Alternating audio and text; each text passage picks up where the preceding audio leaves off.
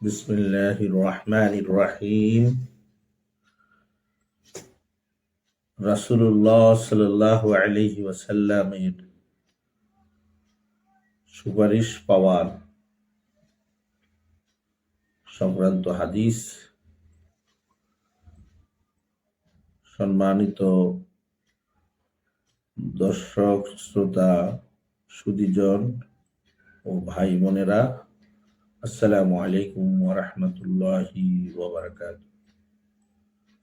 আমাদের নবী বিশ্বনবী হযরত মুহাম্মদ সাল্লাল্লাহু আলাইহি সাল্লামের একটি গুরুত্বপূর্ণ হাদিস, সহিহ আল বুখারীর 1873 নম্বর হাদিস, কিতাবুত তাওহীদ অধ্যায়ের সংক্ষিপ্ত হাদিসটি আমরা এখন আলোচনা করব। আন আবি হুরায়রা রাদিয়াল্লাহু তাআলা আনহু আনিন নবী সাল্লাল্লাহু আলাইহি ওয়াসাল্লাম قال أسعد الناس بشفاعتي يوم القيامة من قال لا إله إلا الله خالصا من قلبه أو نفسه। জলিল কদর সাহাবী হযরতে আবু হুরায়রা রাদিয়াল্লাহু তাআলা আনহু থেকে বর্ণিত, তিনি নবী হযরত মুহাম্মদ সাল্লাল্লাহু আলাইহি ওয়াসাল্লাম থেকে বর্ণনা করেছেন।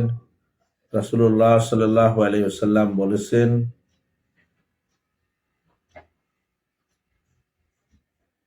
শেষ বিচারের দিন অর্থাৎ কিয়ামতের দিন আমার শাফাত লাভের সৌভাগ্য অর্জন করবে সে ব্যক্তি যে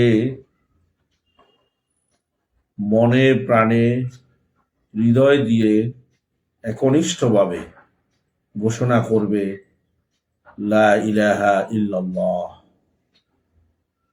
আল্লাহ ব্যতীত সত্য কোনো মাবুদ নেই, ইলাহ নেই, অর্থাৎ আল্লাহই একমাত্র আমাদের মাবুদ। এই ঘোষণাটা আন্তরিকভাবে নিজের মন এবং প্রাণে একনিষ্ঠভাবে ঘোষণা করবে, তিনি কিয়ামত দিবসে আল্লাহ রাসূল সাল্লাল্লাহু আলাইহি সাল্লামের শাফাত লাভে ধন্য হবেন। এই হাদিসটি খুবই সংক্ষিপ্ত, কিন্তু এই হাদিসের মর্মার্থ এবং তাৎপর্য খুবই গুরুত্বপূর্ণ। অর্থাৎ যে ব্যক্তি আল্লাহর একত্ববাদে অত্যন্ত দৃঢ় এবং আন্তরিকতার সাথে বিশ্বাস স্থাপন করবে,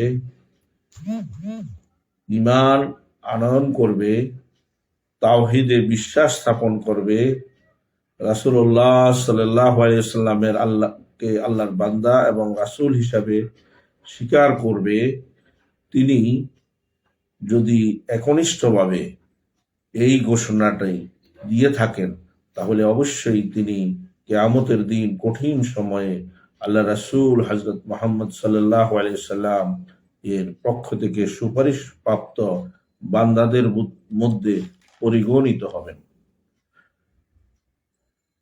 আল্লাহ রাব্বুল আলামিন যিনি খালেস, তাকে মুখলেস বলা হয়, অর্থাৎ একনিষ্ঠভাবে। এই হাদিসে আল্লাহ রাসূল সাল্লাল্লাহু আলাইহি সাল্লাম মিন কালবিহি ওয়া নাফসিহি, অর্থাৎ নিজের অন্তর থেকে, নিজের হৃদয় থেকে এই ঘোষণা দেওয়ার কথা বলা হয়েছে। অর্থাৎ যিনি আল্লাহর একত্ববাদের ঘোষণা, ঈমানের ঘোষণা দিবেন এবং সেই ঈমানের ঘোষণার উপর দৃঢ় এবং আত্মপ্রত্যয়ী হয়ে নিজের জীবনকে গঠন করবেন, তিনি একজন খালেস আল্লাহর বান্দা, একজন খালেস মুমিন। এবং এই যিনি খালেসভাবে আল্লাহকে এই ঘোষণা দিবেন, তিনি হচ্ছেন মুখলেস। আমরা কুরআনুল কারীমের সূরা আল বাইয়িনার 5 নম্বর আয়াতে আল্লাহ তাআলা ইরশাদ করছেন, ওয়ামা উমিরু ইল্লা লিয়াবুদুল্লাহা মুখলিসিনা লাহুদ্দীন হুনাফা ওয়া ইউকিমুনাস সালাতা। তো আল্লাহ রাসূল বলছেন, আমি আদিষ্ট হচ্ছি একনিষ্ঠভাবে আল্লাহর ইবাদত এবং তার দ্বীনের উপর, হানিফ দ্বীনের উপর প্রতিষ্ঠিত থাকতে। আল্লাহ রাব্বুল আলামিন সূরা আল জুমার 11 নম্বর আয়াতে বলছেন, কুল ইন্নী উমিরতু, হে নবী আপনি বলুন, আপনি আদিষ্ট হয়েছেন আবুদাল্লাহ মুখলিসান লাহুদ্দিন, আপনি আল্লাহর একনিষ্ঠভাবে আল্লাহর আনুগত্য এবং তার ইবাদত করাতে। অর্থাৎ এখানে আল্লাহর ইবাদত এবং এটাকে আল্লাহ তাআলা মুখলিসান আন্তরিকতার সাথে আদায়ের কথা বলেছেন। সূরা জুমার 14 নম্বর আয়াতে আল্লাহ বলছেন, কুলিল্লাহ আ'বুদু মুখলিসান লাহুদ্দিন, অর্থাৎ আল্লাহ রাসূল বলছেন যে আমি ইবাদত করি আল্লাহর তাহার আনুগত্যকে একনিষ্ঠ রাখি, অত্যন্ত একনিষ্ঠভাবে হৃদয় মন দিয়ে আল্লাহর ইবাদত এবং তার আনুগত্য করার কথা। এ ধরনের অসংখ্য কোরআন এর আয়াত আমরা প্রাপ্ত হই। বিভিন্ন আয়াত কোরআনের বিভিন্ন সূরাতে এটা আমরা পাই। হযরত মুআজ ইবনে জাবাল রাদিয়াল্লাহু তাআলা আনহু থেকে বর্ণিত একটি হাদিস, রাসূলুল্লাহ সাল্লাল্লাহু আলাইহি ওয়াসাল্লাম বলেছেন, মা মিন নাফসিন তামুতু তাশহাদু আল্লা ইলাহা ইল্লাল্লাহ ওয়া আন্নী রাসূলুল্লাহ সাল্লাল্লাহু আলাইহি ওয়াসাল্লাম ইয়ারজিউ যালিকা ইলা কালবি মুকিনিন ইল্লা গাফারাল্লাহু লাহা। অর্থাৎ যে ব্যক্তি একান্তভাবে সর্বান্তকরণে সাক্ষ্য দিবে এবং এই সাক্ষ্য অবস্থায় সে মৃত্যুবরণ করবে যে আল্লাহ ব্যতীত সত্য কোনো ইলাহ নেই এবং আমি আল্লাহ রাসূল, আল্লাহ তাকে ক্ষমা করে দিবে। আল্লাহর প্রতি একান্তভাবে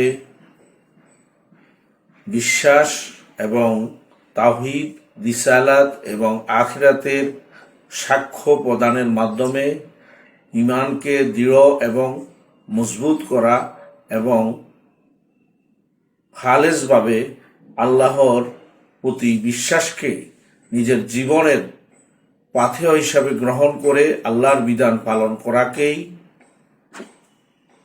ঈমান এবং ঈমানের পরিপূর্ণতা বলা হয়। যেমনিভাবে আল্লাহ তাআলা সূরা আনআমের 82 নম্বর আয়াতে ইরশাদ করেন, আল্লাযীনা আমানু ওয়া লাম ইয়ালবিসু ঈমানাহুম বিযুলমিন উলাইকা লাহুমুল আমনু ওয়া হুম মুহতাদুন। অর্থাৎ যারা ঈমান এনেছে এবং নিজ ঈমানকে জুলুমের সাথে সংমিশ্রণ করেনি, তারা তাদের জন্য আল্লাহর পক্ষ থেকে নিরাপত্তা এবং তারাই হেদায়েত প্রাপ্ত। অর্থাৎ এখানে ঈমানকে জুলুমের সাথে সংমিশ্রণ করার অর্থ হচ্ছে ঈমানের সাথে শিরক এবং আল্লাহর অংশীদারিত্বকে আল্লাহর সাথে অন্য কিছুকে অংশীদার না করা এবং ঈমানের সাথে নিফাকি এবং সকল কার্যক্রম এবং চিন্তা এবং বিশ্বাস থেকে নিজেকে পরিপূর্ণভাবে দূরে রাখা। যেমনিভাবে সহিহ মুসলিম শরীফে হযরত আবু মালিক তার পিতা থেকে একটি হাদিস বর্ণনা করেছেন, মান ক্বালা লা ইলাহা ইল্লাল্লাহ ওয়া কাফারা বিমা ইউবাদু মিন দুনিল্লাহ হারুমা মালুহু ওয়া দামুহু ওয়া হিসাবুহু আলাল্লাহ। অর্থাৎ যে ব্যক্তি এই কথা বলবে, অর্থাৎ এ সাক্ষ্য দিবে আল্লাহ ছাড়া প্রকৃত কোনো ইলাহ বা মাবুদ নেই এবং এই কথা স্বীকার করে আল্লাহ ছাড়া অন্য সকল উপাস্যকে যারা অন্যান্য মানুষ যাদেরকে উপাস্য হিসাবে গ্রহণ করে তাদেরকে অস্বীকার করবে, সে সকল উপাস্যকে অস্বীকার করবে, তাদের জান মাল নিরাপদ এবং তারা তাদের হিসাব আল্লাহর নিকট সুপর্দ। অর্থাৎ আমরা এই হাদিস এবং কোরআনের এই আয়াতগুলোর মাধ্যমে খালেসভাবে আল্লাহর প্রতি ঈমান, তাওহীদ, রিসালাত, আখিরাতের সাক্ষ্য দিয়ে ঐকান্তিকতার সাথে খুলুসিয়তের সাথে আল্লাহর ইবাদতে মগ্ন থাকব, আল্লাহর ইবাদতে রত থাকব, আল্লাহর আনুগত্য পোষণ করব, নিজের জীবনের পরিপূর্ণ জীবনের মধ্যে আল্লাহ তাআলা আমাদেরকে পরিপূর্ণ ইমানদার হওয়ার তৌফিক দান করুন। ওয়ামা তৌফিক ইল্লা বিল্লাহ। আসসালামু আলাইকুম ওয়া রাহমাতুল্লাহি ওয়া বারাকাতুহু।